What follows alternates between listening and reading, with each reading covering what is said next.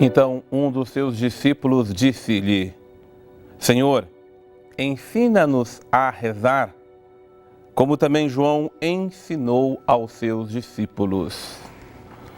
A súplica desse discípulo, pedindo ao Mestre Jesus que ensine como devemos orar, como devemos rezar, é a súplica do coração de cada um de nós. É a súplica da nossa alma, porque nós queremos nos relacionar com Deus. Nós queremos falar com Deus. Nós queremos escutar a Deus. Mas é verdade que muitas vezes nós não sabemos orar e não sabemos orar como convém. E caímos muitas vezes numa prática que se tornou prática mais comum. Nós simplesmente repetimos fórmulas, nós simplesmente fazemos orações que já estão prontas.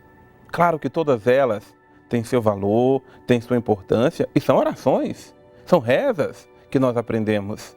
Mas oração é, acima de tudo e antes de tudo, atitude. Atitude de relação com Deus.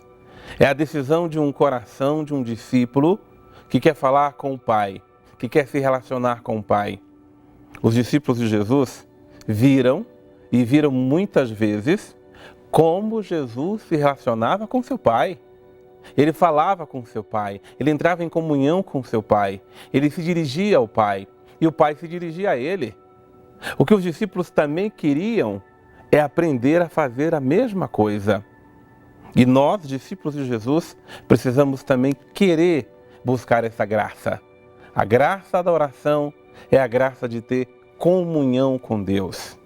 Nós podemos rezar e não fazer comunhão com Deus, porque se na oração a gente deixa se levar pela distração ou só simplesmente por cumprir ali o que está escrito e assim por diante, os pensamentos não se elevam a Deus. É preciso, acima de tudo, deixar que o coração se eleve, que o coração saia das excitações do cotidiano, da vida presente, para se colocar diante do sagrado, essa presença maravilhosa de Deus no meio de nós.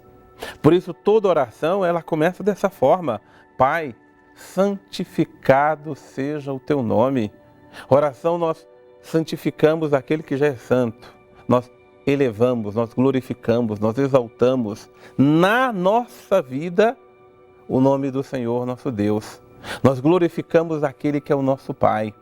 A oração é, acima de tudo, uma atitude de deixar que Deus seja primeiro, que Deus seja glorificado, que Deus seja exaltado na minha vida e no meu coração. Chamar Deus de Pai já é uma grande graça, mas não é um título.